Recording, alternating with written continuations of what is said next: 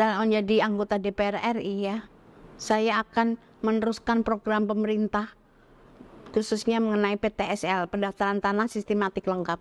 Di sini pemerintah memberikan bantuan kepada masyarakat untuk kepastian hukum, karena kita tahu hak atas tanah di Indonesia adalah hak atas tanah barat dan hak atas tanah adat. Sejak keluarnya Undang-Undang Pokok Agraria, harusnya 20 tahun setelah keluarnya UPA, Undang-Undang Nomor 5 tahun 60 itu harusnya sudah selesai semua. Adanya hak atas tanah barat, hak atas tanah adat, semua disertifikatkan. Namun belum juga terlaksana. Kemudian pemerintah pada tahun 2018 mencanangkan adanya PTSL agar bermanfaat juga kita sesuai tujuan nasional ya, melindungi segenap bangsa Indonesia.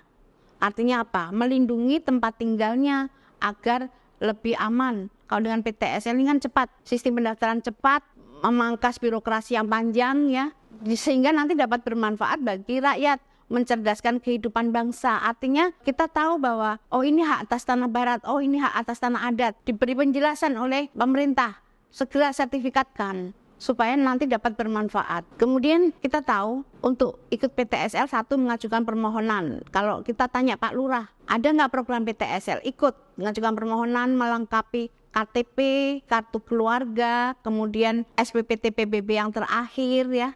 Surat nikah tuh penting gitu. Dan memang pernah terjadi transaksi jual beli. Aktenya harus ada. Akte hibah ada juga. Karena masyarakat kan nggak paham nih. Jual beli harusnya 7 hari setelah tanda tangan jual beli harus segera didaftarkan ke kantor pertanahan. Ada yang nggak tahu.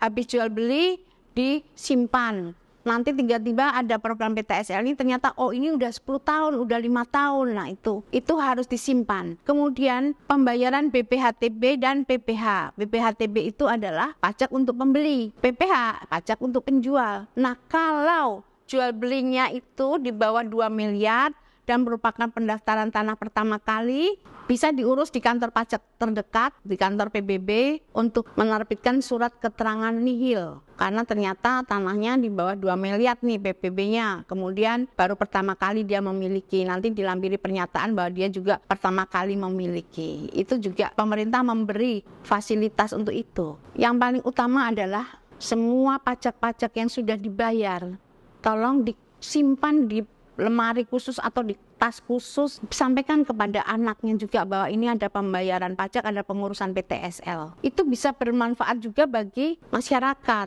Karena saya sendiri sebagai notaris juga ya, seringkali menemukan program PTSL ternyata pajaknya nggak ketemu nih. Oh dulu memang pernah bayar pajak tapi saya lupa. Nah itu jangan lupa, bayarnya langsung ke Pak RT atau bayarnya langsung ke Pak Lurah atau Pak Camat.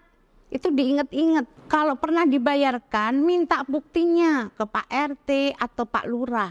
Ini yang sering saya alami. Mereka adalah UMKM. Begitu mau mensekolahkan sertifikatnya, pihak kreditur atau bank atau sejenisnya, ternyata sertifikat tersebut dilaksanakan pengecekan melalui PPAT, pejabat membuat akte tanah. Begitu diklik di sistem, ternyata di hold, silakan membayar BPHTB terhutang. Ada juga yang tidak terhold tetapi hasil pengecekannya muncul merah. Sertifikat ini ada tunggaan BPHTB. Mereka bilang saya sudah pernah bayar, nah tapi buktinya mana?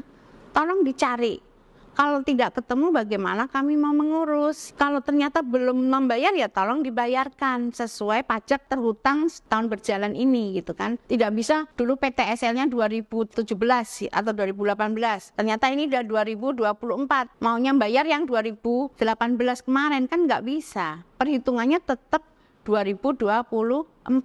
Nah itu yang harus diperhatikan. Kesulitannya selalu ada di pembayaran pajak. Karena begitu melakukan pengecekan pasti muncul pajak terhutang. Kadang notaris itu kena marah. Loh kok malah marahnya sama kita, dulu ngurusnya ke siapa? Buktinya mana? Kalau kita membantu mengurus kan bisa. Akhirnya kita minta bukti pembayarannya dulu. Ada yang ketemu, ada yang nggak ketemu. Oh, saya di Pak Lurah. Oke, silakan dimintakan ke Pak Lurah. Ini program PTSL dulu sudah pernah bayar, gitu kan, BPHTB ya. Akhirnya ketemu nih. Kita kemudian sampaikan ke kantor pajak BPP atau Bapenda, menyampaikan ini sudah pernah terbayar. Itu ada nggak? Memang betul-betul sudah masuk atau belum? Kalau sudah ada, lalu kita validasikan. Setelah keluar dari validasi, kita kemudian datang nih ke kantor pertanahan. Hai kantor pertanahan, ini sudah dibayar, sudah divalidasi nih pajak. Tolong dibuka dong blokirnya atau tulisan sertifikat tunggakan BPHTB dibuka. Sepanjang tidak dibuka oleh BPN, cuma divalidasi aja tetap tidak terbuka, karena kita ini kalau melakukan transaksi apapun, khususnya pejabat pembuat akte tanah ya atau notaris di sini, sertifikat sudah dalam keadaan bersih.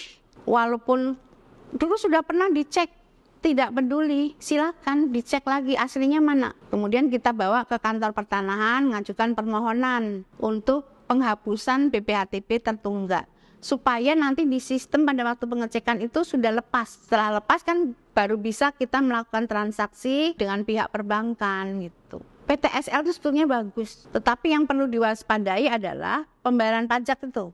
Jangan jadi masalah pada waktu Anda mau pinjam uang di bank, padahal itu bagus untuk usaha kan. Karena program pemerintah ini kan ingin memajukan kesejahteraan umum sesuai tujuan negara. Kesejahteraan umumnya apa? Masyarakat sejahtera karena usahanya ada yang membiayai. Makanya saya ingin mensosialisasikan ini kepada masyarakat luas, supaya nanti masyarakat bisa sejahtera, usaha-usahanya bisa dibiayai oleh perbankan ya. Karena itu tujuan dari negara kita adalah untuk mensejahterakan bangsa, memajukan kesejahteraan umum juga, mencerdaskan dalam arti ini loh, proses pendaftaran tanah seperti ini dengan PTSL. Kamu harus bayar pajak. Ini kan sosialisasi ke masyarakat supaya masyarakat cerdas. Setelah selesai divalidasi, bawa lagi ke BPN untuk penghapusan status BPHTB tertunggak. Kemudian BPN melepas hold itu, kita bisa melakukan pengecekan. Jadi kepada masyarakat harus tahu, PPAT atau notaris itu harus melakukan pengecekan keaslian sertifikat tanah. Dan harus dilakukan pengecekan walaupun umurnya 7 hari ya. Nanti perbuatan hukumnya kapan? Pokoknya sudah lewat 7 hari pengecekan kembali. Karena belum tentu pengecekan pertama bersih. Nanti yang kedua, nah setelah holdnya dilepas di BPN, kita lakukan pengecekan lagi, sudah lepas belum? Soalnya hasil pengecekan itu belum tentu di hold. Ada yang tidak di hold ternyata terbit dengan tulisan merah, sertifikat ini ada tunggaan BPHTB. Walaupun tidak di hold, tapi kita sebagai PPAT apa notaris itu wajib menghilangkan hold itu. Yang warna merah, tidak boleh ada catatan apapun. Kita harus memenuhi legal formal, yaitu pasal 1320.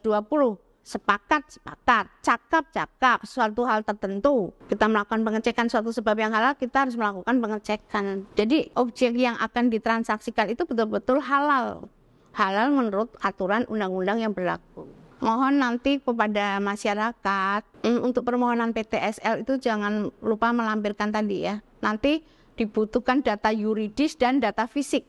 Data yuridis yang tadi itu KK, KTP, surat nikah, SPPT, PBB, dan lain-lain. Kemudian data fisiknya menentukan batas-batas. Mungkin BPN minta pernyataan dari batas-batas tetangga kanan, kiri, depan, belakang. Mereka meyakini bahwa itu memang betul tanahnya si A, berbatasan dengan kanan apa, kiri apa, depan apa, belakang apa. Nanti bersama-sama dengan BPN melakukan pengukuran, kemudian dipetakan juga. Itulah yang perlu diperhatikan ya. Jangan sampai, wah PTSL itu berbelit-belit. Tidak, justru kita ingin memangkas waktu permohonan itu. Itu lain nama sporadik. Kalau sporadik, orang datang langsung ke BPN secara personal. Itu bisa perorangan, bisa badan hukum.